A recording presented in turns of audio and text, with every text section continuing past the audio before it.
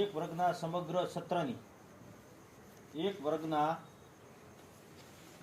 સમગ્ર સત્રની 40 વિદ્યાર્થીઓની ગેરહાજરીની યાદી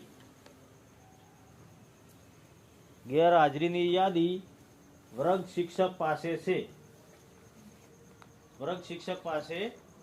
વિદ્યાર્થીઓની ગેરહાજર દિવસોની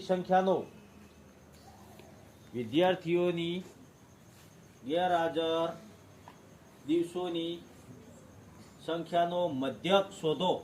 મધ્યક રેડી લખો. આવડું ગેરહાજર દિવસોની સંખ્યા